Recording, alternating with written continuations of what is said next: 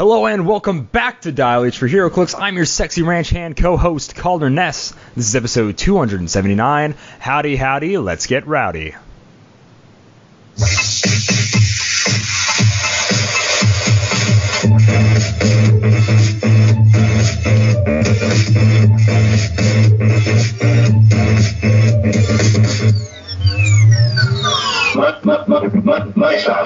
Dial H for Heroclix is brought to you by CoolStuffInc.com, where you can find cool stuff in stock every day, including all the latest Heroclix singles and sealed products. Check them out at CoolStuffInc.com. Joining me in the studio today is my good friend, Simeon Bruce.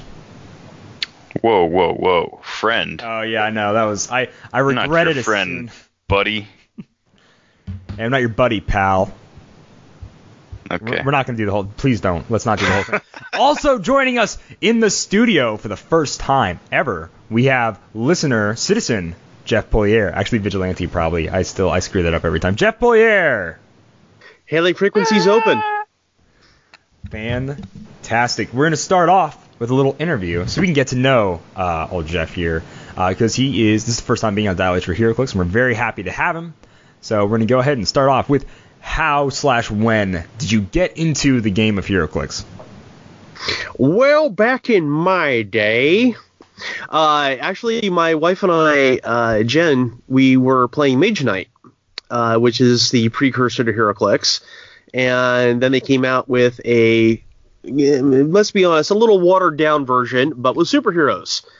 And so we switched to Heroclix, and we really only had each other to play with, so after a couple years, we just stopped playing, but I kept all my stuff.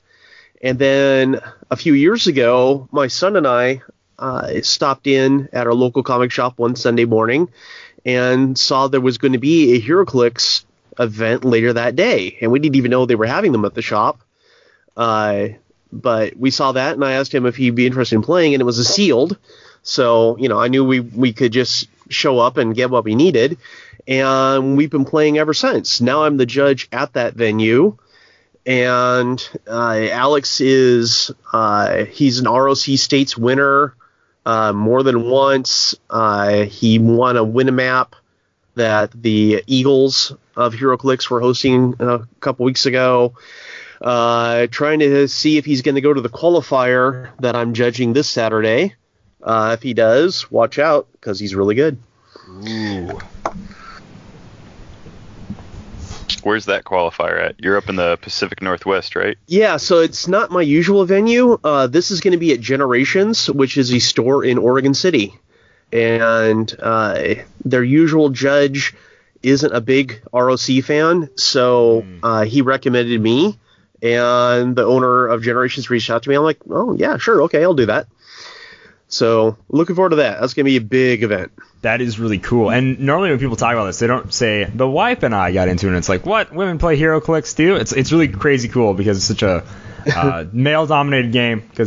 Well, she doesn't anymore. Doesn't anymore. But it's really cool just to hear you start off the story like that. And it's really awesome. But I'm glad our daughter plays. She's 10, but...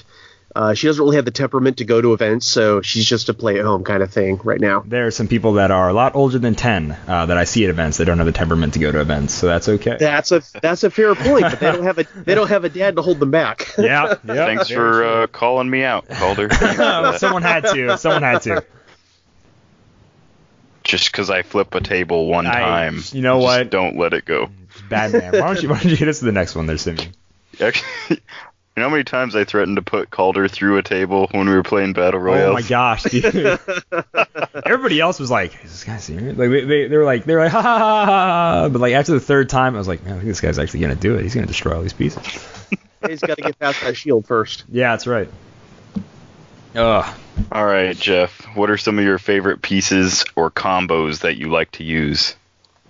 There are. My problem is I'm an obsessive hoarder, so I have pieces going back to Infinity Challenge, and there are pieces that I like say Manticore from City of Heroes. Top Dial, he's still really good. But, you got to throw, say, the utility belt on him to give him some willpower, for example. And really, I like archers in general. I'm kind of an archery guy. My arthritis doesn't really let me do it anymore. But, so Manticore, Hawkeye, Kate Bishop, Green Arrow, I like any archer. At the last Comic-Con here in Portland, I had my Kate Bishop card signed by Matt Fraction, just because I don't own the super cool, the Chase Hawkeye, or I would have had him sign that card. I still like that Chase Hawkeye, but I'm going to have to wait till the set's a little older and the price goes down some more. I really like figures that their sculpts are like right out of the comics. One of my favorite sculpts ever is Colossus getting ready to throw Wolverine for the fastball special. I mean, that's such an awesome sculpt. I love that piece. I've played it. It goes down pretty quick these days, but that happens. Right on. That's one of my all-time favorite moves in comics, the fastball special. Oh yeah. I'm just gonna chuck Wolverine at it's awesome. It's so dope. Yeah. Well, the mechanic that goes with that, where you make the range attack and then move the piece up, is pretty cool too. All right. I still want one with She-Hulk doing it, because there's a really uncomfortable moment where she does it in the comic. So I don't know if you watched a lot of but the superhero squad show. No Colossus. Wolverine was the only X-Men, so Hulk always threw him, and that was also really cool. Yeah, absolutely. Man. Anybody who's plus, any super strength person can just toss the little 4-foot tall Wolverine guy anywhere. It's great. All right. So typically, are you more of a meta, competitive, or casual player? I really prefer casual. I've often said, and will continue to say, that if winning was important to me, I wouldn't be playing Heroclix. Because after all this time, I still don't think I'm a great player. I enjoy the game. I'm one of those people that I'm really glad they put the dials on the back of the cards, because I was never good at memorizing dials. It's just not in my talent set. So I will go to competitive events, but I really prefer playing casual. Okay, right on. So speaking of events, what's your favorite format to play? If it was your birthday and you got to pick the format, what were you going to play? Well, you see, the thing is, as the judge, I do get to pick the format for my birthday every year. And what I usually pick is a Golden Age or Silver Age game. Silver Age for my venue, meaning, any player or any figures, any equipment, any special objects, but no BFCs, event dials, stuff like that. But what I'll tell people is that your team must include at least one figure from the following, and it's a Hawkeye that's Clint Barton, Captain America that's Steve Rogers, a Captain Kirk, Manticore, and there's a couple others. And usually I'll make a team that includes all of them myself, and I never win with it, but boy, do I have fun. That's awesome. If I was actually in charge, I'd be like, yes, your team has to have Captain America on it. There's no ifs or buts. That's awesome. All right. You get minus one action if it's got Superman. Minus 3 actions if it has Superman, actually. All right. When I go to a meta event, WKO or whatever, my personal preference is sealed. I think sealed is the great equalizer. Everyone's going in with exactly the same chances and exactly the same stuff. You're going in with your dice and your action tokens, and it's what you pull from there. So there's no planning ahead. There's no net decking. You open your 2 boosters and build your team from there. So that's my preference meta play. Do you feel like you have better, I don't want to say luck, but sort of like luck in sealed? Do you think you do better in a sealed event than in a pre-constructed style event? That's what my history shows. Okay. I've gone as high as second in sealed, and I don't get anywhere near that in constructed. I just asked because it always feels like when it's like a make or break it, like I really want to do well on the sealed, I don't perform like well at all. And I really do like that people really enjoy sealed so much more than constructed. Sort of kind of keeping with that theme, I'm not going to go to the next question. I'm actually going to ask, if you do have to play constructed, if you do play competitively and stuff like that, what is kind of your main style for a team that you would build around? Making a team that's kind of hard to hit. Unseen is often on my team, so is Trelane. My last team that I played, we had a win-a-case here about a week ago, and I had Trelane and Q Prime and Mr. Oz. The idea was, even if I'm not scoring points, neither are they, and that's pretty much how it worked out. Thanks, I hate it. I'm getting like flashbacks to when I had someone else who also had like double dice manipulation. It was like, you're really not going to let me hit anything, are you? I'm like, no, you're not hitting nothing, dude. I'm like, okay. So with that, what is your usual venue? Go ahead and shout them out on the show. Okay, well, the store I play at, the store I judge at, is Things from Another World. They have 3 locations in the Portland area. I'm currently judging at 2 of them, although I'm probably going to go back to just doing the Beaverton, Oregon store. I also play at Gongai Games, which is in Beaverton, and I've been known to go up to Dice Age in Vancouver. Like I said, this Saturday I'll be judging the ROC at Generations in Oregon City. Basically, I'll play whenever I can. And, sometimes it's great, sometimes it's not. There's a online store called Smuggler's Run that doesn't have a brick-and-mortar venue, but they have this deal with a local bowling alley to play in their gaming area.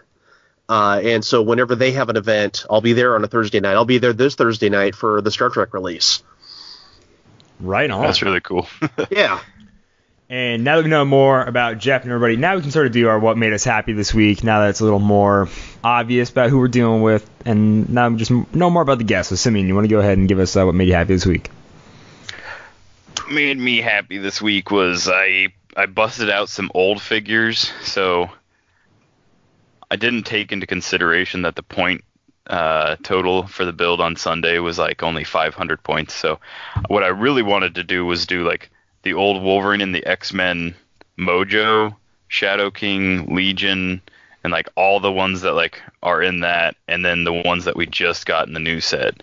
But it was only 500 points, so I only managed to do the old Legion, the new Legion title character, the old Shadow King, and then the new Shadow King. That's all that I managed to really fit on the team. So, but that was really fun, pulling out the old Wolverine and the X-Men stuff. Like, there's a reason I'll never sell that set. It's still one of my favorites. And then I've been binge watching X-Files, and that makes me super happy, especially when we get into this spookiest of seasons. Ooh. It is the spooking season. It is indeed. Is this our first October episode? This is actually because it was 9:30 last time, and now it is 10:07. This is our spooky, scary skeleton. Yeah, this is our first ever Spooktober episode here in October. So hopefully, I played some organ music at the beginning. Da da da da da da da. Some real like Phantom of the Opera. Yeah, let's do something like that. That'd be great. Jeff, what made you happy this week, my man? Well, I found out that the DC Universe app is finally available through the Xbox One. So we're now signed up for that, getting all those great old DC TV shows and all the movies, and now I can read the DC comics on my iPad. I am loving that. Nice. Nice. I love that. I love that a lot. Finally, I don't ever find the time to read comic books, and I really feel like if I had like an app or something, I would totally just blow through them like super easy. But that's we've had the Marvel app for years. Marvel app's really good. So is Comixology. So yeah. And Webtoons is free. I was sitting here reading Star Wars comics in the Marvel app while we were waiting to get ready to record, and just having a great time. Nice. That's actually awesome.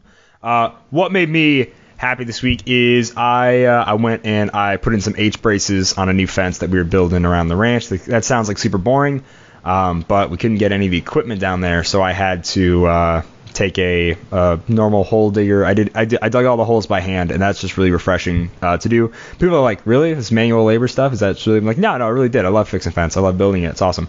So it sounds rewarding. It's super rewarding. And at the end of the day, you get to look back and you're like, I did that. I built that. I got to listen to a bunch of podcasts. I wasn't doing as much driving, so I didn't listen to as many before. So I had a crazy download list podcast backlog. I listened to almost all of them because it takes me an hour to dig a hole by hand to get these posts halfway in the ground. So it was really awesome. I really, really enjoyed that. So now moving on, that we have what made us happy this week, as weird or whatever it may be, we're going to move on to the news.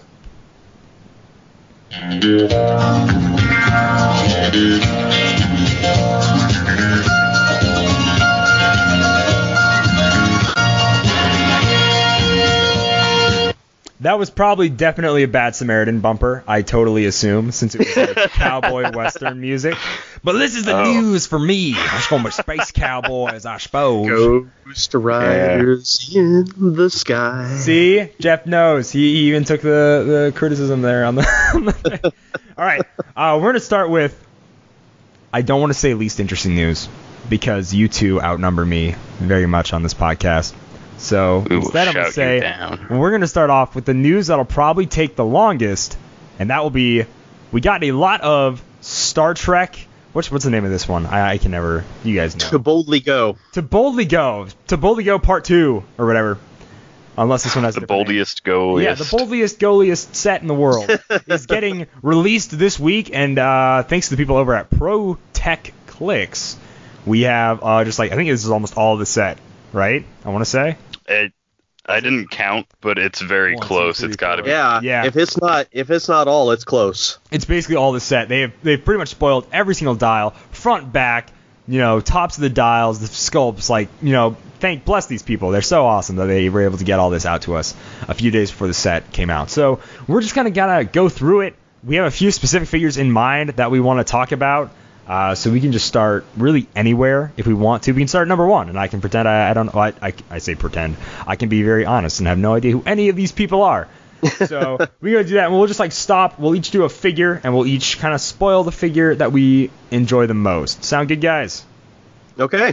All right, cool. Yep. So we can start either just go through them, or we can just let me or Simeon and Jeff. That sound good? We'll just each talk about one.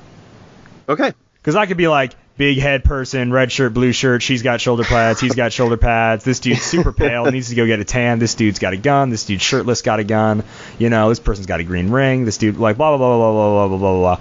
I mean, this dude's made out of tar, we already had one of him in the Flash set, why is he here again, I can totally go over it and show you how little I know. You guys are already this guy, who put this guy in charge? See, now I need a team that has tar pit enormous on it. So totally. Thanks a lot. Absolutely. You're welcome. So we'll do someone who knows something about Star Trek, someone who doesn't, and then someone who knows. So we'll start with Simeon. Sound good? All right. So number 1 in the set, Commander William T. Riker. Super plain. He's got good values. He starts with running shot. He gets plasticity and close combat expert. And he starts with energy shield. So for 50 points, pretty good Riker. I like him more than the Q-powered one that we got. Well, I think the important thing about this Riker is that because he's common, he's going to make a great one to TK, so you can bring in Thomas Riker from the Resistance to Feudal set.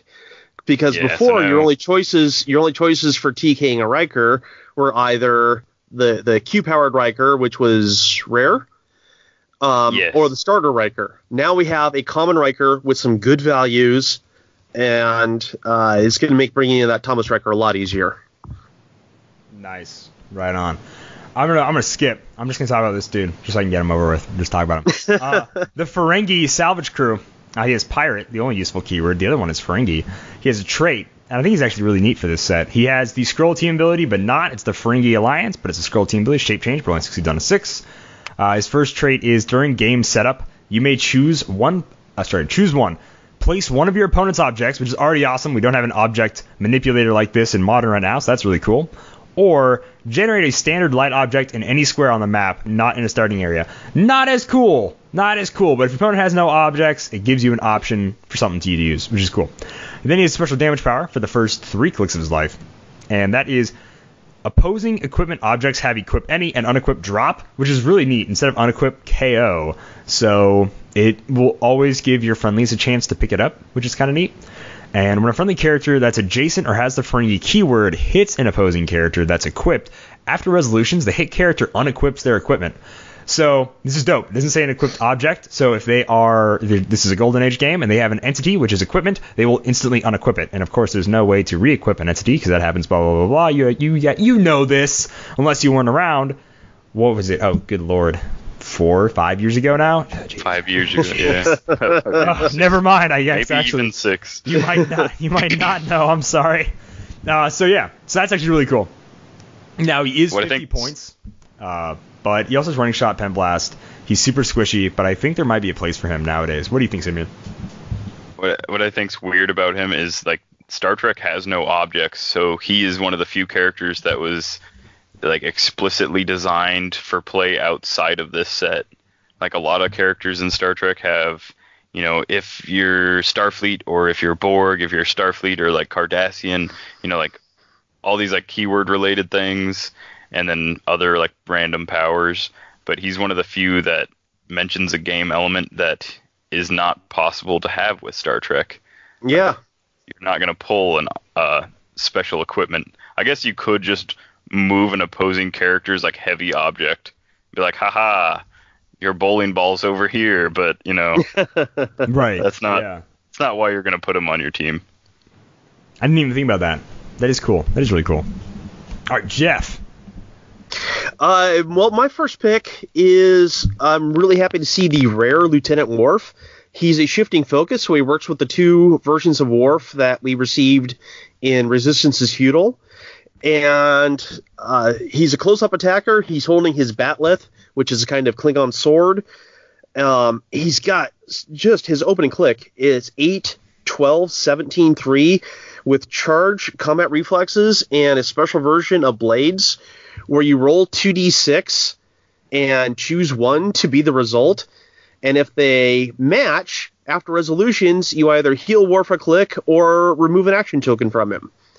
So he's got that special power his first 3 clicks. His last 3 clicks have steal energy, so he's one of the few characters in Star Trek that can heal himself. So I'm looking forward to. I already liked the other 2 Worfs that we have, and now we have this third one to go on the sideline also, and I think he's going to be great. I don't think he's going to be meta, but I think he's going to be really good. He's a super solid close attacker, though. Yeah, he's got indom, so he's going to keep going. He's got the warrior keyword, so you can use him on warrior theme teams. His other keywords are Klingon and Starfleet, so you're not going to be seeing those outside of Star Trek. But you can make a decent warrior theme team with him on it. Right on. Yeah, I like how he heals.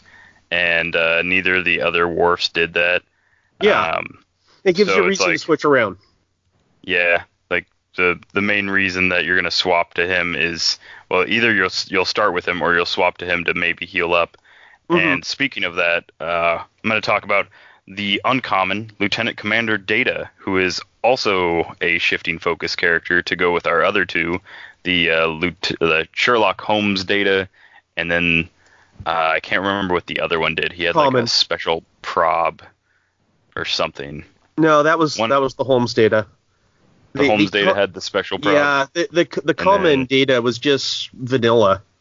Yeah, he just was I think he had like Invincible or something. Mm-hmm. I don't know. That might be the Fast Force him. But the main reason that you'll have this one sidelined, so this one goes between Outwit and Prob on his dial. But his last 2 clicks, he has Regen. So he's got his self-repair module. And so if you are playing the other 2 datas and you shift into this one, you can regen and then shift back.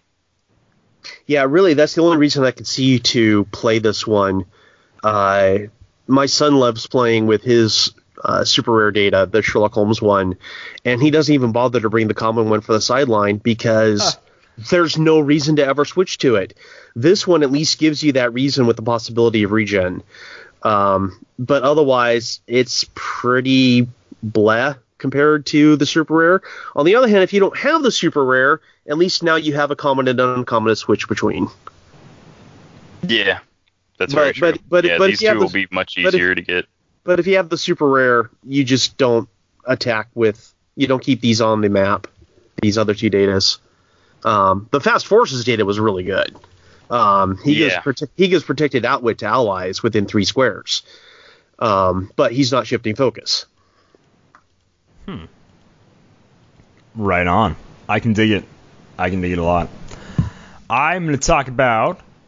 Someone has to, so I'm going to steal Moriarty from anybody, because he's a character who's not just Star Trek, so I know who this person is, relatively so. Professor Moriarty, James Moriarty, holodeck past scientist. Really cool guy. He's taking the internet by storm, what can I say? He has a trait, holodeck safety protocols. This is real rough for this guy. At the beginning of the game, give Professor Moriarty 3 safety protocol tokens. While he has a safety protocol token, opposing characters take a maximum of 1 damage from his attacks. When Professor Moriarty uses Outwit, after resolutions, remove a safety protocol token. When I first read that, I read that really quick, and I thought, oh yeah, he's just a danger room construct, so I'll just never use Outwit, and he only takes 1 at a time. No, he can totally be blasted for like 5 straight off the bat. It's only his attacks that have the protection, so that totally helps your opponents. You're going to be wanting to use Outwit as much as you can. And then he gets a really cool reason to use Outwit, which I super dig. Outwit, Perplex, period. This is his damage power for his first 3 clicks of life. When Professor Moriarty uses either to target an opposing character until your next turn, the target can't use team abilities, and Professor Moriarty can use any team abilities the target can't use through this effect. So, let's say there's some power cosmic schmooze over on the other side. Go ahead, perplex down their defense, and then once that's perplex down, whatever, and then you can go ahead and outwit them because they don't have power cosmic anymore, and now Professor Moriarty has power cosmic. So now I'm about to one-shot your Thanos, buddy. Sucks to suck. So Calder, I gotta call you on it here. In Star Trek, we call that team ability the Q team ability. Oh my God, the Q team ability. Oh jeez. Also that you could. This also makes a very simple way to get rid of Q. You can't outwit him normally. Maybe you're not packing Pulse Wave or Precision Strike. You go ahead, perplex him down, outwit his defense. Boom. That little 1-click Q is no more. What does he look like on the dial? He's only 50 points. He already has this really cool perplex outwit stuff. He has stealth, quake. I really don't get the quake. Indom, he has Mastermind for the first 2 clicks of his life, and then he has a special damage power, like I said, for his first 3. He goes on to Sidestep, Steal Energy, some Super Senses, and Outwit later. So he always has Outwit. He's cool. I mean, I think he's really dope. I really think he's awesome, and I definitely think he'll see a lot of play. The reason for the Quake is thematic. In the first of the 2 episodes that he appeared in, he built a machine on the holodeck which allowed him to shake the entire Enterprise. So he kind of caused the ship to quake. Okay, I got you. He's rocking the boat. What a guy. What a cool guy. I can affect this vessel. Okay, cool. All right, dope. I just think it'd be hilarious if you managed to pull off a quake without like charge or anything. Somehow you get next to somebody, and then you manage to quake, and like assuming they don't have like a reducer, it only does 1 damage. So it's like somebody with like shape change or super senses or something. They don't have a reducer, and you like hit them, and you're like, haha, take 1. It's just really sad. Poor Moriarty. All right. Okay. So we already talked about Gul Madred, the chief interrogator, and his cool title character stuff. Mm-hmm. So I'm gonna talk about the other super rare, Damon Bach. This is a guy who had a grudge against Picard for killing his son. So he's got 3 special powers. He's got a special speed power, Thought Maker. He's got stealth, mind control, and when he uses mind control, he modifies range +3, and he can see through blocking, characters, and hindering. So it doesn't destroy blocking, it's just see through, which means he can see through as many squares as he wants.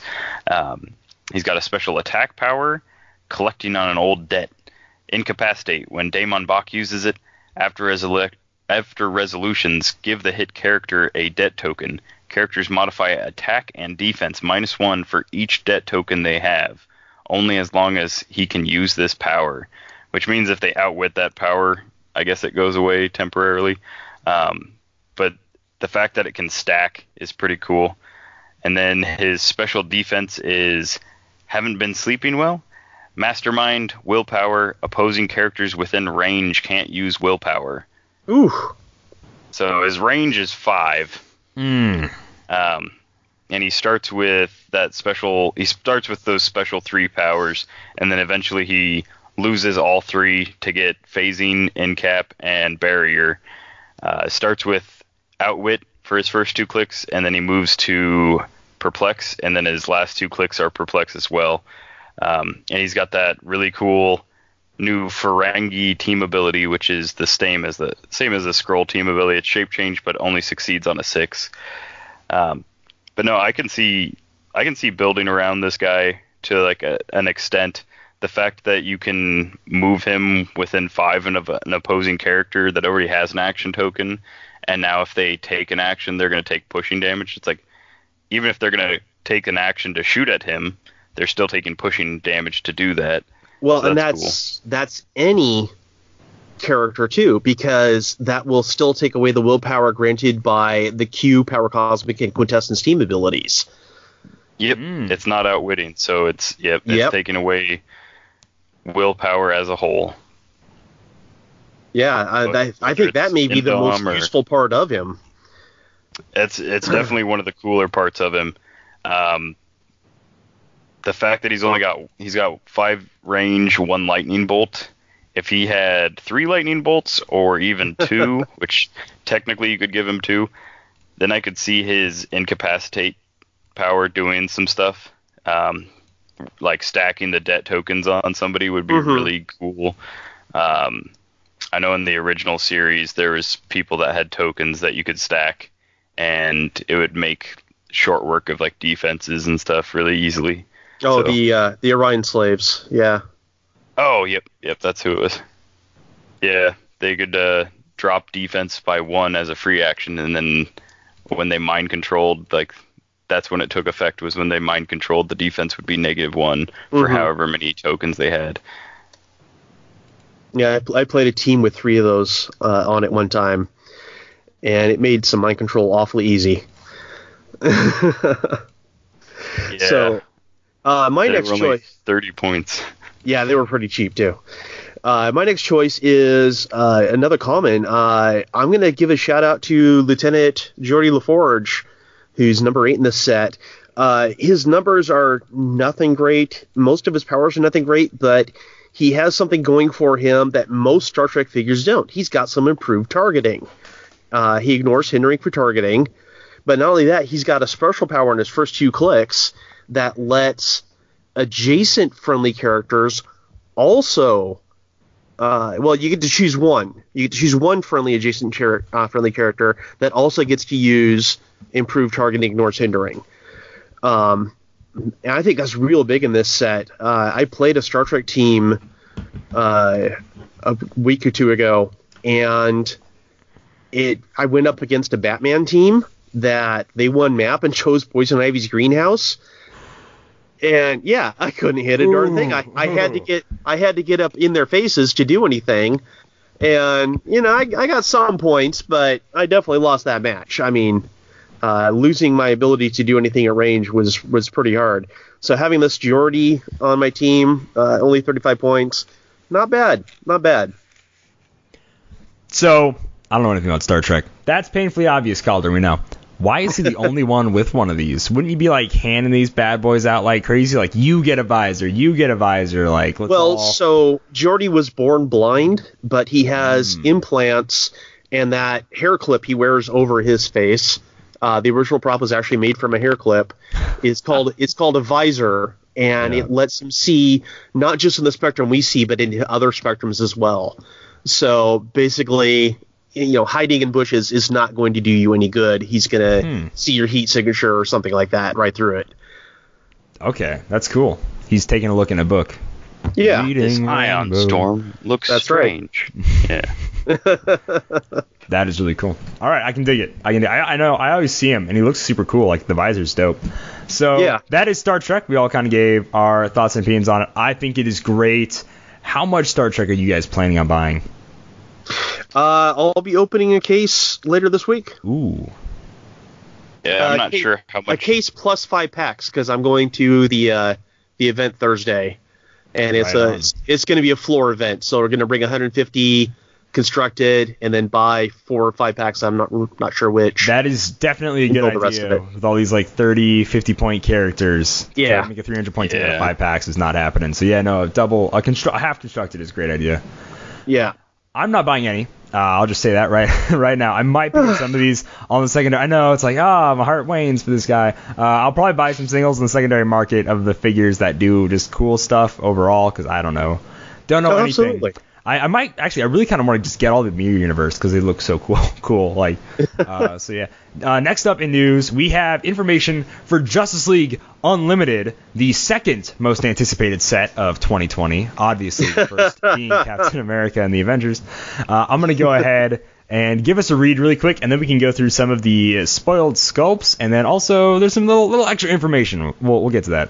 This 5-figure booster features many hotly demanded fan favorite sub-themes like Justice League, the Seven Soldiers of Victory, the Injustice League, the Justice Lords, and Super Friends. Justice League Unlimited will also feature never-before-seen team-up cards. These cards will be a bonus 6th character card that comes inside your booster and gives you the option during team building of using a supercharged version of the character if they show up with the right mix of their teammates. So, okay, I'll finish reading before we get into that. Existing and new HeroClix fans will get to power up their collection with fan favorite characters, never before close characters including Batman, Superman, Wonder Woman, Darkseid, Static, Amazo, Blight, Batman Beyond, Captain Atom, Emil Hamilton, and more. I really like that note we end on just like good old Emil Hamilton, you know that guy. And a scientist you have to be diehard fan to have ever heard of. Sorry. We should really. Emil Hamilton. For the whoever got that reference, not throwing away my shot. Here we go. So you're saying that these boosters come with a card, and depending on like maybe like your theme team or something, it might give you some sort of additional team ability? No, I'm not. Whoa, let's chill out there. I'm not saying that.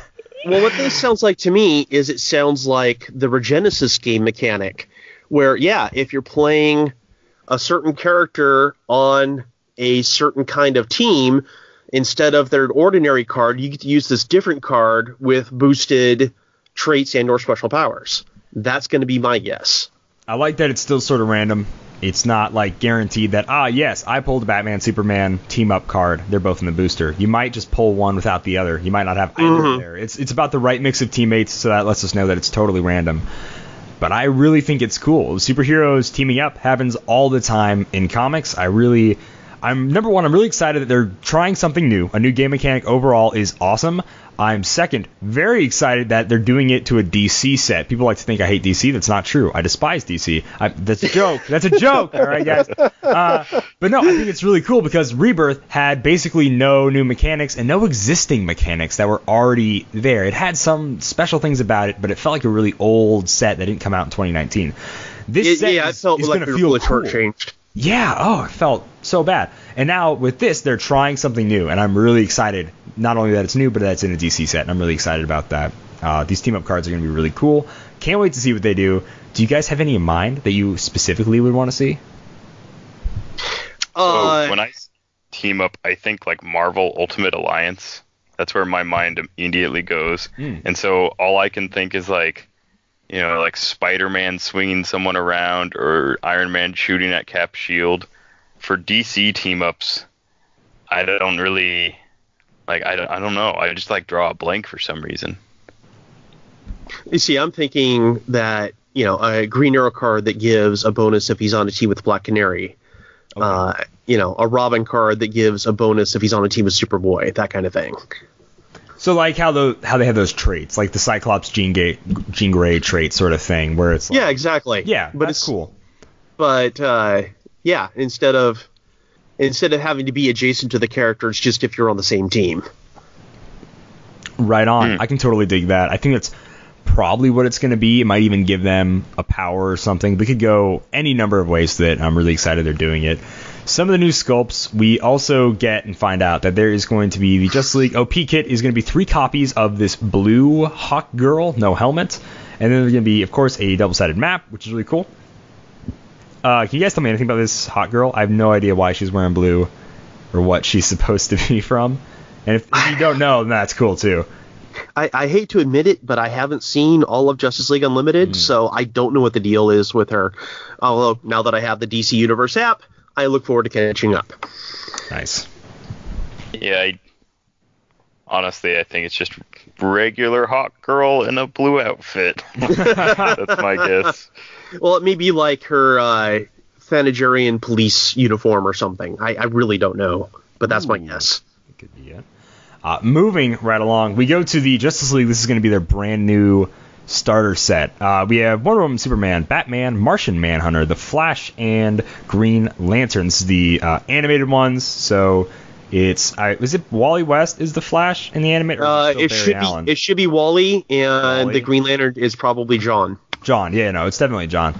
I like, though, if you look at this, it's going to come 6 figures, 6 cards, whatever, 18 object terrain tokens. It's going to have 4 full color maps. So I assume that's 2 double-sided maps. 2 6-sided dice, the Justice League Unlimited logo. Heroclix powers and ability. But the cool thing is that it has a scenario campaign rule book. So there's going to be scenarios. I really loved the Fear Itself scenario sets they made, and I thought those were really awesome, and I really want to see more of those, and I'm really happy. It looks like we're getting that. And this box design isn't, if you look at the solicit here, the box design is not a normal Fast Forces starter box. It is like a normal window open, like just a box. It's hard to describe, but it looks like how they want to do that Fantastic Four one. It kind of that's what they're switching to for their starters, and I for one approve greatly.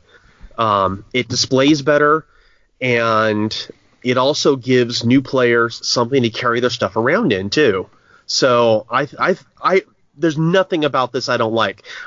We'll see about the scenarios. I didn't think the scenarios that came out for Fear Itself and War of Light and a couple other things, I don't think they were that great, but we'll see. We have the new skirmish scenario, which personally I think is really cool. So we'll see what comes out in this. But I'm thrilled.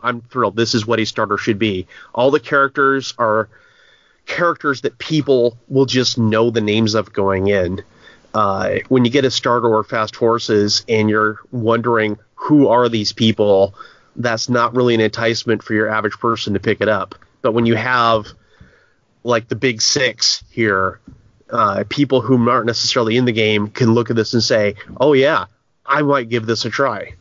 And I'm for anything that gets more people into the game. Right on. Yeah, my one gripe is that there's no villain in the Fast Force, so it's like you get these super cool main 6 like Justice League roster guys, but there's like it's just got to be good guys versus good guys kind of thing, which is fine, I suppose. That goes clear back to the Infinity Challenge starter, so I'm not really broken up about it. Sure. Right on. Next up, we have a couple of sculpt images, which are really cool, the digital renderings. First up is Darkseid, showing that not only goth chicks can rock thigh highs and a miniskirt, but Darkseid totally can too. Jeez. We have a really cool Batman Beyond sculpt. It's way more dynamic. Anybody who might complain about getting another Batman Beyond is, come on, really? Like, we're only going to get so many. So this one looks really cool. I really dig it. This is the Justice Lord's Batman. This is only the third Batman Beyond ever, so don't complain too much. It's true. Some of these we've seen before. I know we've seen this Lex Luthor before, this pose. I don't know if we see him in this like beige brown color before or not, but that's kind of cool. No, I think I'm pretty sure the other suit was like purplish. Yeah, the purple green, like the classic purple green colors. Yeah, I don't have it pulled up, but I'm guessing that we have 2 Lex Luthors. Right on. And then we saw could be an indication that one's like the Prime Flash from the one episode. Ooh. Oh, the mind swap? That'd be great. Yeah. I would really do that. More Lex Luthors the merry, in my opinion. So I'm really excited for that. we have another static. So if you didn't want to pay outrageous prices for the static shock that came in was only at Worlds, I believe, we're gonna have another one. So we saw the same sculpt with that extra hand looks so weird. The like, yeah man, give me a high five sort of like, but it's out to the side. Like it looks so odd. This is totally a rare sculpt though. So, but we have we saw the old man static, and now we have a young static shock having the same sculpt. We get a really good Supergirl sculpt. Like this looks really cool. In the digital rendering, it looks really good. Now, that might be different when we get to it, but as it be sometimes. But those are all the new sculpts, I believe, that we've seen. I think the rest of these, like the Night Guy, the Atomic Dude, and then that Justice Lord's Batman, we've all seen before, right? Yeah, that's not Night Guy. That's just Batman. Just because he fights crime at night doesn't mean he's Night Guy.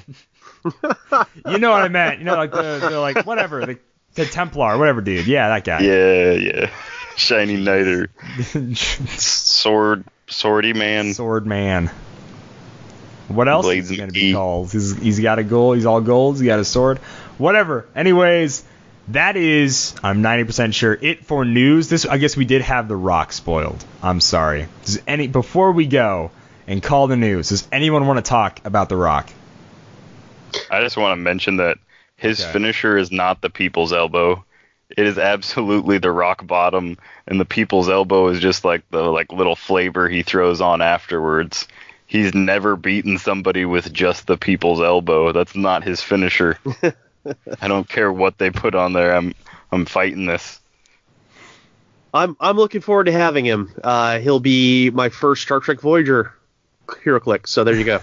And it's really cool. Actually, yes, The Rock is a movie star. So if you want to make the first movie that comes to mind is Rundown, which is probably not anybody else's first movie, but whatever. If you want to make Scorpion King? Yeah, sir, Scorpion King. There you go. Much better. You do him, Robot Man, Brendan Fraser, you can make a Scorpion King, a mummy team, which is kind of cool.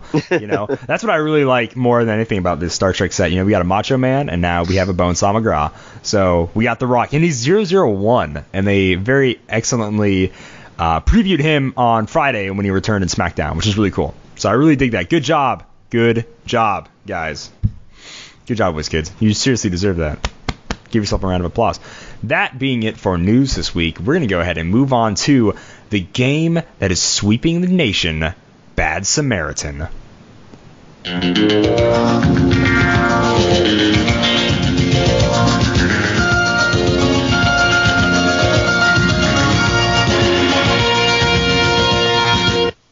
That music cue sounds familiar. It sounds... Well, wait, I think I've heard this one before. Is that a good intro or what? That was so good. It was even better the second time. Bad Samaritan is a game where the two people that aren't Kalder and S, so Simeon and Jeff, will be playing against me. I, Kalder and S, being me, have chosen three I'm gonna quit doing that. Have chosen three but modern age figures, and they have to guess who they are. There will be 3 rounds of clues. Each round, they will get 1 clue about the figure. That's stuff like team ability, point value, set, keyword, etc. And then they have to guess, after 3 rounds of clues, if they can nail down this modern age figure. If you want to play along at home after I've given the clue before you hear Simeon or Jeff's guesses, go ahead and pause the podcast if you want to formulate your own guess, click play and listen and be like, no, you imbeciles, it's totally, it's the Eugene or whatever, just totally feel free to scream and yell at your phone if you're at a place of work or somewhere, please absolutely do that. Starting off, Simeon will have a random number generator and we can go ahead and get rolling with our first figure with clue number 1. 15. Ooh, 15. It doesn't actually make that noise. That was me.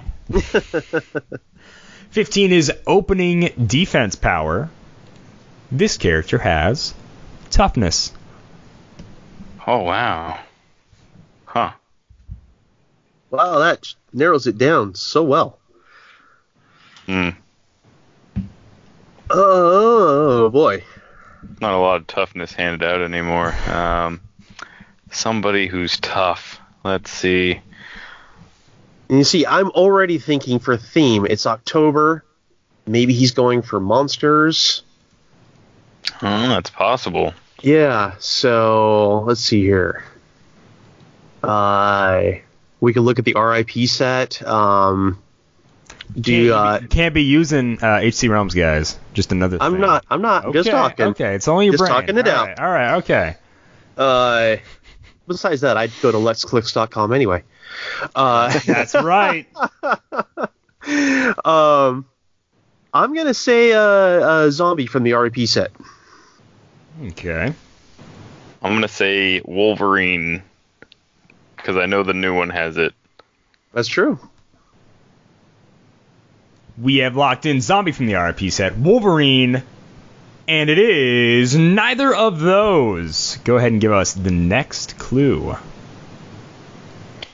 Calder's cheating again, but that's fine. Whatever. Clue number 19.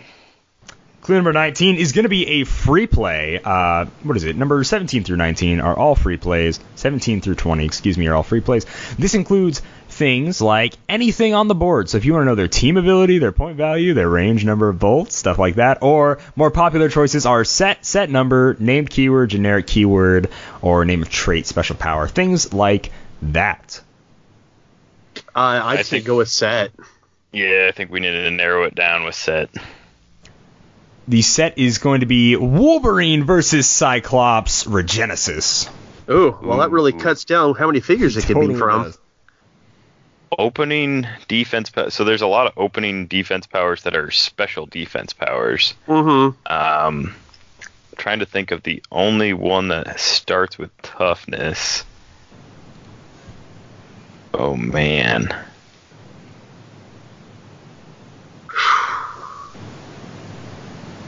Yeah, because there's so many that include toughness, but to just have straight up toughness is a little harder to think of. So let's hear. There's a lot of energy shield, a lot of combat reflexes, a lot of super senses. There actually is like a very large lack of reducers in Wolverine versus X-Men. Man, I hope it's not. I hope it's not one of the chases because I don't have any of them. I don't know what they do.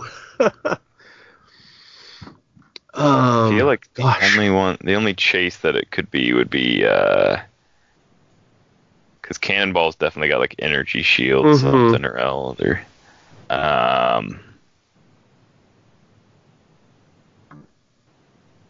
Beast is combat reflexes or some variation thereof. CSD.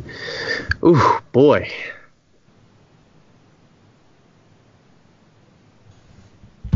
You guys are killing it. No, keep going with how you're going. I know, this great. is great podcasting. I know it's not Wolverine because I'm pretty sure he starts with super senses. Well, we also know it's Wolverine because we already eliminated that in the first question. Yeah, that's true. That too. I know it's not Cyclops because he's got energy shield, I'm pretty sure. Yeah. Number 3 in the set is, what is that? Kitty Pryde? No, that's Beast, right? Well, so either Kitty or Beast, but I'm pretty sure neither of them have Beast it. Is combat reflexes. Kitty's willpower. Storm is energy shield again. Emma Frost is traded invulnerability. Yeah, she doesn't need She doesn't need it. Magneto doesn't have any reducer. Angel is Colossus SD. Colossus would be tougher than that. Gosh, Gambit? Is it Danger? Would she have it? She's got a bunch of different powers. I feel like she's got like energy shield. Yeah, I don't know. I don't remember if she has top dial. But yeah, she gets to pick one off of her dial. Yeah, I'm gonna go Gambit. Okay, we have one locked in for Gambit. Simeon. Going Gambit. Ugh, I can't even remember half of the things that are in this set. Come on, man. We just played this for 3 months. Harry Leland? Was that a guy in that set? No. That's Xmas. Let's go with why can't I think of anything? We'll go with Iceman. All right, so we have one locked in for Gambit, choice. one locked in for Iceman, and it is neither one of those. Go ahead and give us our last clue. All right. Last clue is number 6. Number 6 is going to be named keyword. Ooh. Oh, good Well, we'll know if it has Great. a yellow piece or... This is wonderful for The this. named keyword is X-Men. I knew you were going to do that. Simeon, Simeon, I am joining you in my hatred of Kalder right now.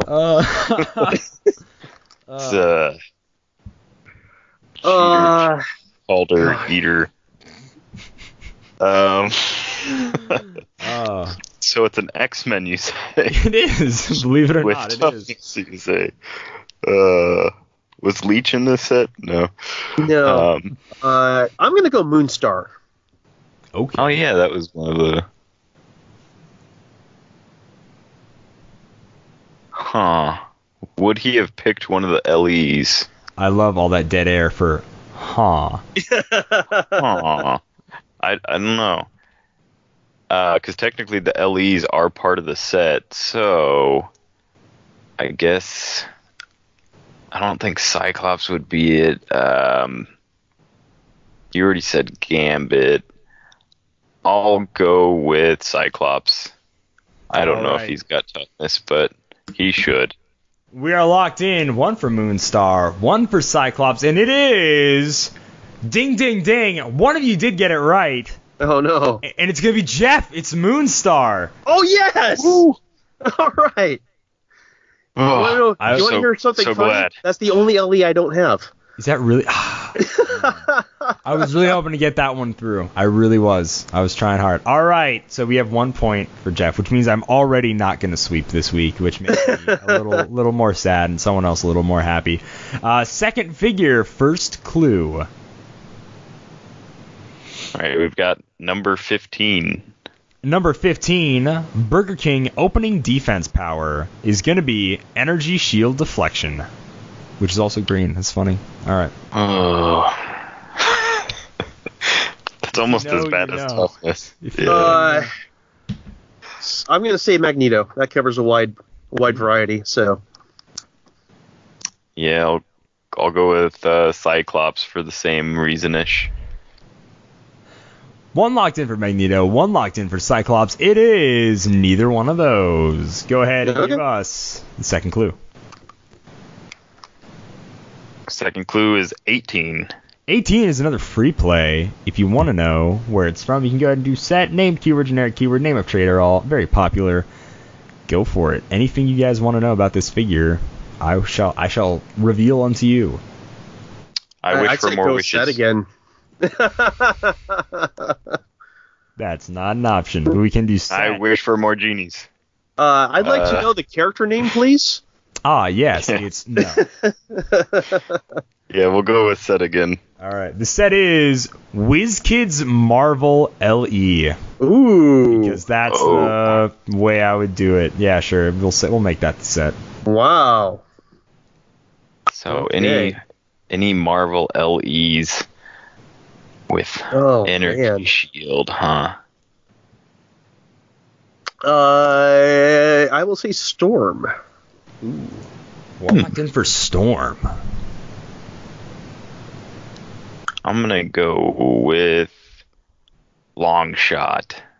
I think he's got super senses, but I'm going with it. All right, keeping with the X-Men theme, we have one for Storm, one for Longshot. It is neither one of those. Go ahead and give us our third and final clue on the second figure.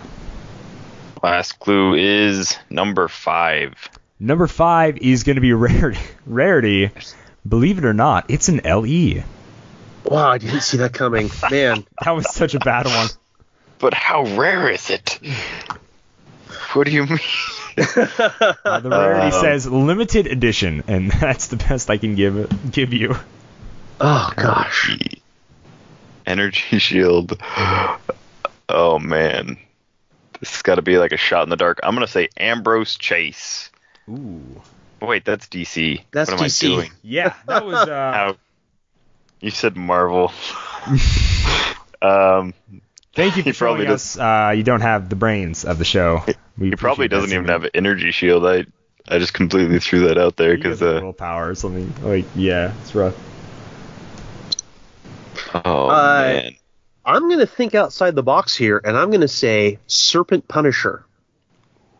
Ooh. I'm gonna think inside the box and dig into my box of LEs real quick. Let's see what's in there. Man, it's not Thane, it's not Isaac, it's not most of the stuff that I've actually used. I'm gonna go out on a limb and say Lila Cheney. Ooh, okay. We have one for Lila Cheney and one for... Wait, jeez, it's been so long. You kept thinking... What was your guess again, Jeff? Oh my gosh. I'm Serpent embarrassed. Punisher. Serpent Punisher. Thank you. I was like, yeah, it's really weird. One for Lila Cheney, one for Serpent Punisher. It is neither one of those. Oh, Ladies and gentlemen, I got one past them. It is instead MWKM17002 Dr. Voodoo. Ooh. Okay. Ooh.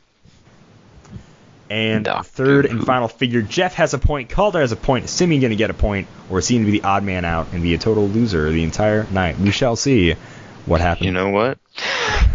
I was one the whole day. Might as well keep going. Oh, goodness gracious. Play a sad song on the world's smallest violin. What is the first clue for the last figure? Number 9. Number 9 is going to be range and number of bolts. You're going to be glad to hear it has 6 range and 1 bolt. If you were going to say 0, that would have been almost just as bad as 6. Those are like the two most average ranges.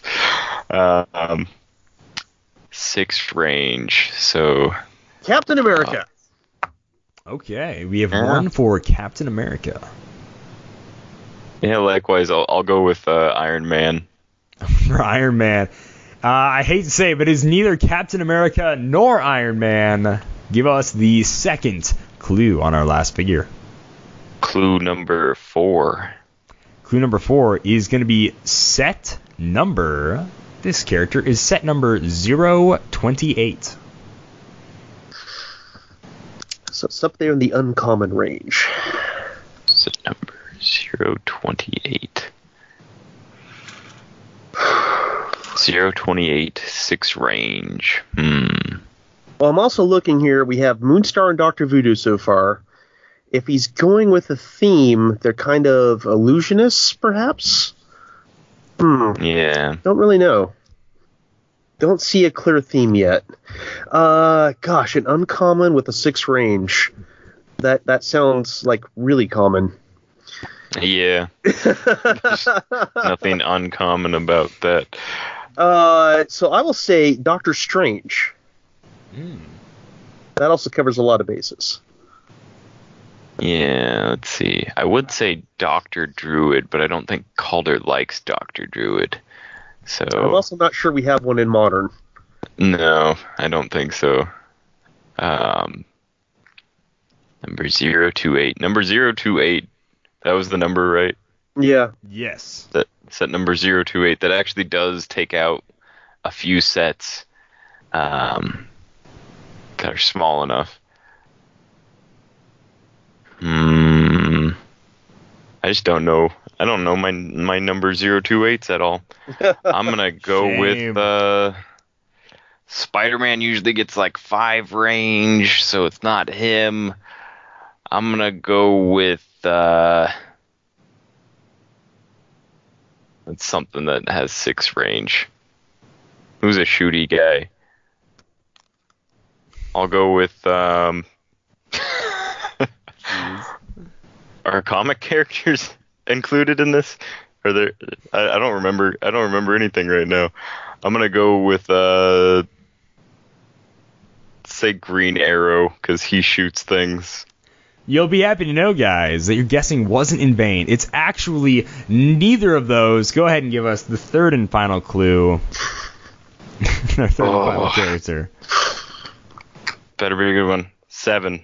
7. You'll be happy to know 7 gives you generic keyword. The keyword is mystical. Ooh. Okay, so I was kind of on the right track with the Moonstar Dr. Voodoo thing. But Doctor Strange was my big throw at that. So, gosh. Mystical 028. trying to think of like any mystical stuff that we've gotten in recent sets. So let's see here. Did we get a... See, I think the last magic that we got was a rare and a super rare. And then a chase and regenesis. Number 028. Mystical. Is Ezekiel Sims mystical? He might be. I'm not sure he'd have a 6 range though, because he's basically a Spider-Man. Yeah, that's true. Maybe a 5 range, but I'm trying to think of some DC characters that might fit in this. Trying to think of my Batman animateds. Who we had mystical in there. Oh, and man, I'm really not coming up with anybody mystical in there. I don't think we get a ton of DC mystical. Well, Zatanna, but I think she was a rare. Yeah, in animated, she was a super rare. Oh, super rare One even. with the Okay. little bat. Yeah, so definitely not her. And in Rebirth. Well, Rebirth we had. Rebirth. Well, we had Deimos and Phobos, but I don't remember which one was rare and which one was uncommon. Or was it uncommon? Do you want to split our odds? I think they were deity, though. I don't know if they were mystical. Oh. Yeah. They were like deity monster, maybe? Maybe. For some reason, I was thinking they had the Mystics team ability, too, though. But that doesn't necessarily always give them the mystical keyword, though. It might be just enough for Kalder to use it, though. Okay. Devious man. So I'll take Fear, you take Panic. Okay. Okay, and yeah. I'll take Phobos. Okay. Who's taking who here? Let's go this straight and narrow. I'm going with Deimos. Yep. You're going with Deimos. You're going with Phobos, Phobos, Jeff. Okay. Yep. Deimos, Phobos. The os, dos. Dos, os on the trace. Doesn't really work. Figure. You're going to be really happy to know that it is neither one of those. Oh. Man, I squeezed through 2. I was really hoping to get through all 3, but we really had to start off on that low note, getting Moonstar. It is none other than 028. You were really close, though. The Rebirth set, Tempest. Okay. Who has charged super strength with 6 range, top dial. Yeah, he's an Atlantean sorcerer.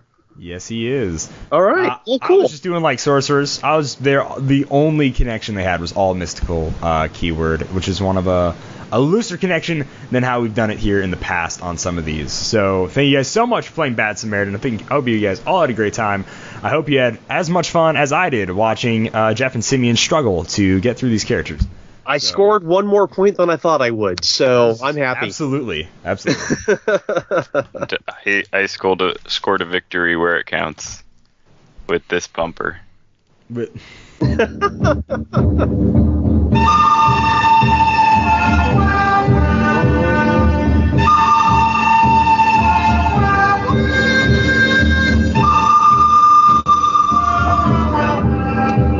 You will never find the more wretched hive of scum and villainy than me. Yes, that is correct.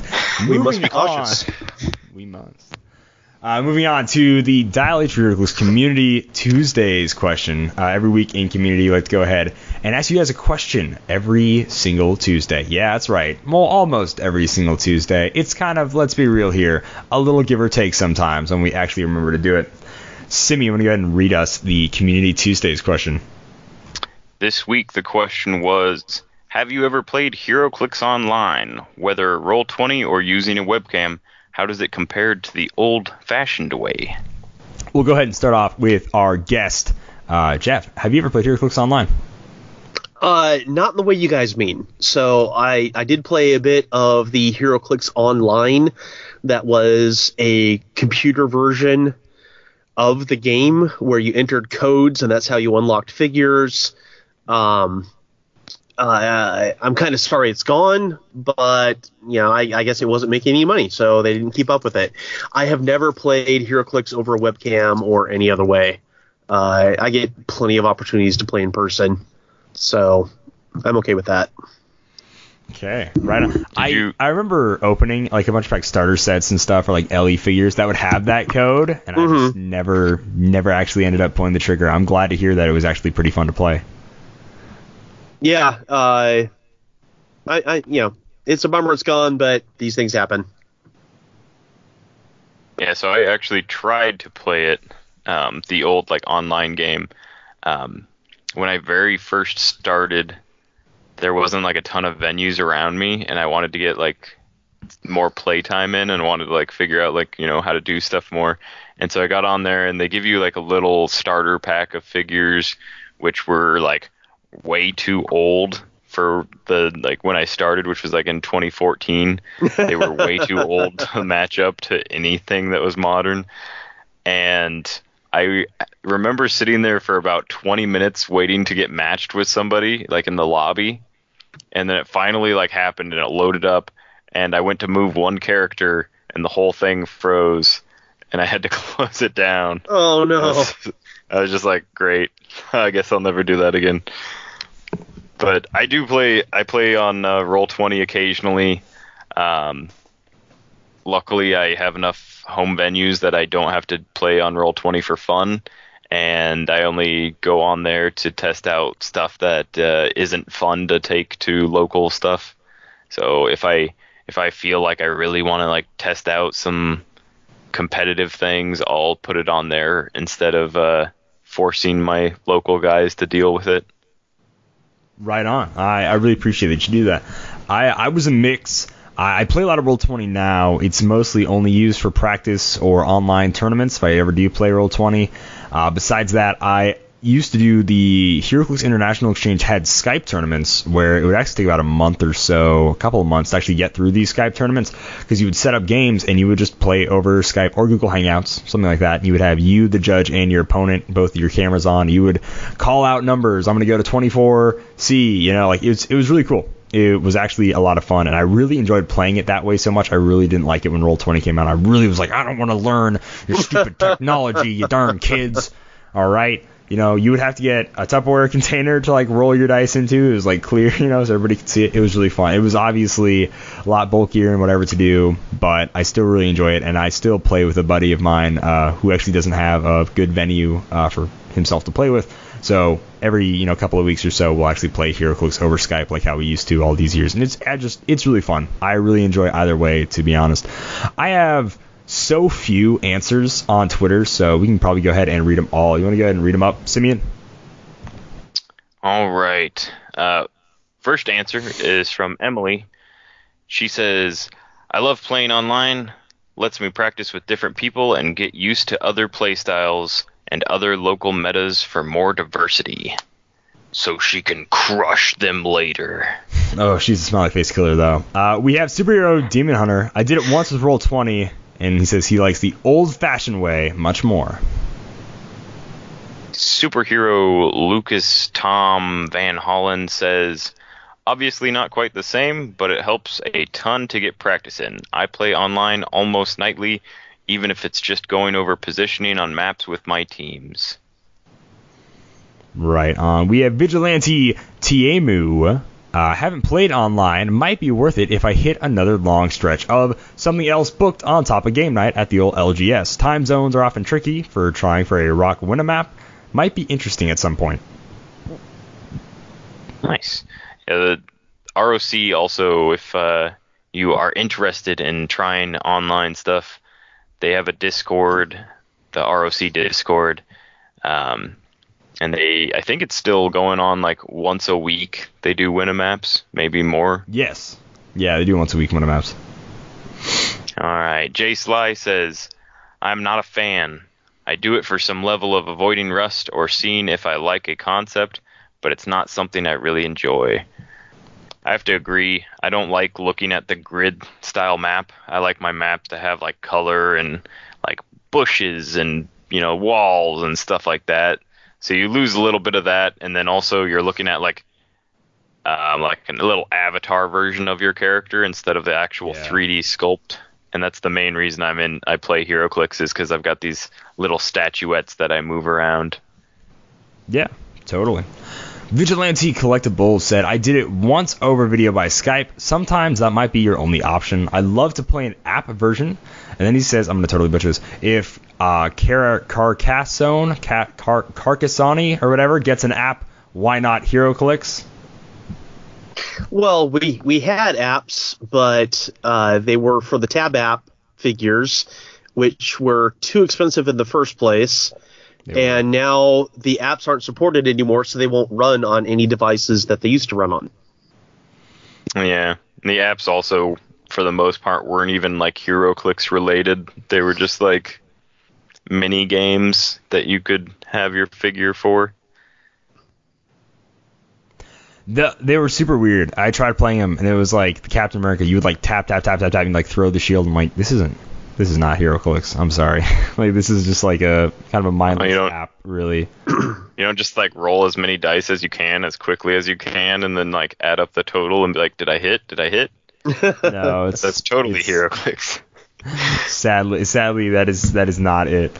And the last one is, he says pronunciation. So I said like ice or something, FX last time.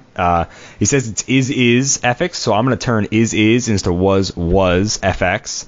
I know it's not that, but that's how I'm going to say it because it's funny. I've played online a couple ways, and it's okay for playtesting, or if you just haven't been able to get out, but I just don't think any substitutes for the experience of face-to-face interaction and actually waiting for the dice to hit or miss.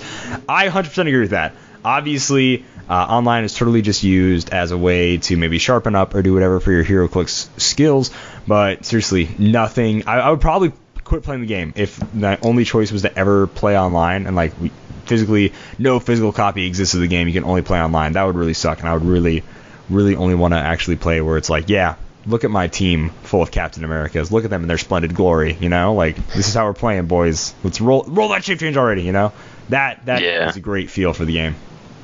And not to mention, like, most people that are playing online also are only looking to, like, test out competitive stuff for the most part. Or, like, you know, right.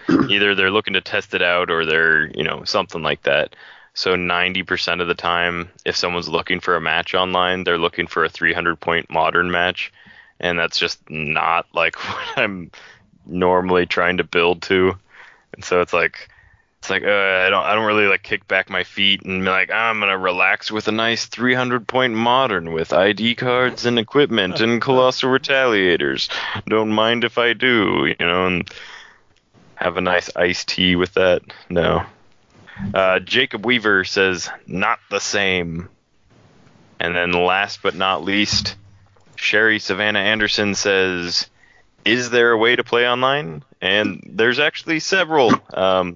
So there is Roll20. There is, if you go on HC Realms, you can do the play by post, which is just like honor system. You like write down where you're putting like the person on the grid, and then you write down what you rolled and stuff like that. I've never tried it on the HC Realms, but I've read through like some people's posts, like who have had games going for a long time, and it's interesting, but not really my kind of thing. It's like people 150 years ago playing chess by mail. Yeah. Oh, yikes. That chess by mail seems so much worse, but like still thinking about waiting for someone to post and like honor system roll just seems so the snail's pace it would get to me, I think. That's well, I've had games where I've made like back to back like 8 super senses in a row. Like I can't imagine doing it on HC Realms and being like have to send like the 5th message and be like, yeah, I made super senses roll again. And they're just like, no, it's impossible. I don't believe. I feel that. Though. And that wraps up everything for the Community Tuesdays question. If you want to go ahead and have your answers read on the show, whenever we post every Tuesday, go ahead and answer the Community Tuesdays question. And if you've noticed all these fancy titles like Vigilante, Citizen, Superfan, all this other really cool stuff, if you go ahead and join the Dial at your Heroclix Patreon as low as $1 a month, you're not only entered into our raffle, and of course higher tiers get you more rewards, but you will go ahead and get your official Dial H rank. You'll start as a citizen, and then as you donate to the podcast, not just a flat flat out whatever. I give $50 a month, so I'm instantaneously a Superman right away. That totally works. But if you give $1 for the course of over 9 months, and you get over to the next rank, which is Vigilante. So you have a way to level up your name in your name and rank in the podcast, which is really cool. So go ahead, and if you want to support us, go ahead and jump on the Dial H for Heroclix Patreon. Moving on to another part in community, we have Jedi Legends Heroclix Tip of the Week. You don't want to sell me death sticks. I don't want to sell you death sticks. You want to go home and rethink your life. I want to go home and rethink my life. Jedi Legend goes, and then he says, past rules. Now, the ever-popular ATA, additional team ability. All people must be assigned the ATA and must pay the points for it. You can't leave anyone out. Take care when totaling those points. So, just going over it, this would super mess me up. I just thought, yeah, Avengers team, throw on that little 4-point Avengers TA, really cool. It's 4 points for each character assigned to it, so make sure you add it for each character who has that named keyword or generic keyword that is eligible for the ATA. Huge thing to remember. If you don't know what ATAs are, there's an entire tab for them in the Unix section, or check them out. And you also may have some old Mighty figures, and you're just like, what the heck is this? This isn't a feat. It's like a feat card, but it's not. That's an ATA. You may also notice these, of course, are on printed cards. I believe like World's Finest and Iron Man had ATAs printed on their cards. What do you guys think about this tip, and what are your favorite ATAs to use? Well, you said an important word to modify that is eligible. So what Jedi Legend said was that all the characters have to have it. All the characters with the keyword for the ATA have to have it. And to play an ATA, you have to have a theme team. But, so let's say you're playing an X-Men theme team, but you've got Wolverine on the team, and he has the Alpha Flight keyword. You can play an Alpha Flight ATA, and only Wolverine would get that ATA. Right. So it wouldn't be for your entire team. Your team qualifies as a theme team. That lets you play the ATA. But since Wolverine's the only alpha on the team, he would get that ATA, and you only have to pay for that ATA the one time. So it's an important distinction there, I think. Right on. Yeah, I'd actually when I did use ATAs, I would actually do that on purpose. I'd build like a theme with like one keyword, and then use an ATA of a different keyword, so I didn't have to pay the point cost for all my guys that were just there for Perplex, or like all of like my 12 guys on the team. I only had to pay it for like the 3 that I really wanted to have it. My favorite ATA is the animal keyword ATA. It gives you, I can't remember, I think it's at the beginning of the turn, you roll a d6, and depending on what you roll, you get to ignore stealth and shape change that turn for anyone that has the ATA on them. And that's pretty big for animal keyword. They don't always have Battle Fury, and they almost never see through hindering. So the few times that you do get to pull it off in a match, it seems pretty cool. The animal ATA is also interesting because it's one of the very few generic keyword ATAs. Almost every other ATA does require a named keyword. So there's animal. I think ruler has an ATA. I believe robot. I'm like 90% sure. Maybe robot. I don't remember. As part of the podcast I do, I cover a couple of team abilities or alternate team abilities each episode, and so I do watch out for that kind of stuff. But you get like the Fantastic Four team ability, which no longer exists, but there was also a Fantastic Four ATA, which you would use that instead of the FF team ability. And I think it let you remove tokens instead of healing, something like that. I don't remember offhand. Is there a Squadron Supreme one that let you play like all the primes together? Yeah, yep. Because you normally couldn't. Yeah, enough people complained about not being able to play their Squadron Supreme figures together because they were only ever released as primes, at least in the last few years, that WizKids was like, fine, play the ATA, you can use them together. I think it was even a 0-point ATA. So it didn't even cost to use it. You could play a team of primes. Nice. Yeah, double checking, the reprogramming one was mostly for Sentinels. It did have the robot keyword, but their name had to include Sentinel. So that's what I was thinking of. But yeah, it's basically a Sentinel ATA. Boy, it's just too bad there are so few Sentinels in Modern. I know. Well, actually, when that came out, it was not very useful, and now all of a sudden it's just a million Sentinels. That's what I keep telling people about Mastermind, or Master Mold. Keep saying like how much I want to play Master Mold now, and they're like, why? And I was like, because back when he came out, there was literally only like 2 different types of Sentinels that he could bring in, and they were not good. And like now there's all these cool Sentinels I can bring in. Yeah, no, exactly. Probably my favorite ATA was original Sinister Six, and I would play that on a zombie theme team. But if I had like Electro or Green Goblin or something on it, they had the Sinister Six team or whatever the keyword. So I could, add to my zombie team. Also, a great one was the Brotherhood of Mutants one, which could give that zombie Magneto willpower, which is a really cool ATA. If you just like specifically want to make one guy like better. Yeah, making zombies better or whatever. I know it's super lame, but that's the way to do it, in my opinion. So yeah. That is going to be all for us in community. Before we close out the show, before I read us out, I want Jeff to go ahead and shout out a few more things. You mentioned your podcast. I love it. I really like Heroclix 201. It's a really cool podcast. I won't just praise it. You obviously know so much more about it, so go ahead, give us a pitch for it, and go ahead and shout it out to the world. So Heroclix 201 is my Heroclix history podcast, where every episode I cover a specific set and talk about some of the notable figures from that set. I'm still back in the REV era, so you had 3 versions of every character, but I only talk about one version. So every episode I talk about a rookie figure, an experienced figure, a veteran figure, unique, LE, and then I talk about bystander tokens. I talk about other game elements that aren't in play anymore, like battlefield conditions and feats. In a few months I'll start working in event dials once those once I get to a set that has them. I did recently start a segment with ID cards because there are so many ID cards it's going to take me forever to get them through, and we actually do have retired ID cards at this point. And then I finish every episode by taking a character that either hasn't been clixed in a long time or has never been clixed, and I make up a card and dial for them. And that's probably my favorite part of the episode, is just getting creative and making these new things. And what's kind of funny is some of the ones that I've covered on the show have either now been clixed or are coming up. So like I did just a couple months ago, I did Random from X Factor. Now we have a random figure.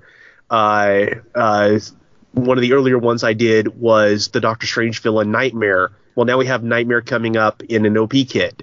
So it's kind of cool to see that, they're not using my ideas at all, but they also at least thought, yeah, this character needs to be a Heroclix figure, and they're doing it. So I love doing that part of it especially. And unfortunately for me, I don't have a lot of silent time to record. I have a 1-year-old in my house half the week, and the other half of the week, I'm still got the rest of my family. So I'm behind on my recording. I have the newest episode written. I just need a chance to sit down and record it. Okay, right on. Well, I absolutely implore everybody to go ahead and check that out. I wasn't playing from the earlier days of Heroclix, so I find it absolutely fascinating to learn about older figures and sets that I just wasn't around for. So I really do think that is really awesome. And if that is all for us, I'm going to go ahead and say you guys can find Dial H for Heroclix at podbean.com. You can find us on Twitter at DialH4. That's the number 4 Heroclix. Our Facebook page is facebook.com/Dial H for Heroclix. Find us on iTunes, YouTube. Our email is dialhforheroclix@gmail.com. We, of course, have a Patreon. Thank you so much, everybody, for listening. This has been episode 279. I'm glad we all got to look at Star Trek, look at DC, play some Bad Samaritan. And that is all for us. Simeon, if you want to go ahead and read us out of here, we can go home. Oh, and speaking of Kalder loving Star Trek, Dial H for Heroclix is brought to you by CoolStuffInc.com, where you can find cool stuff in stock every day, like all those new Star Trek figs that I'm sure that they'll have the latest singles and sealed products of. So check them out at coolstuffinc.com. Happy trails. Thanks for listening, everyone.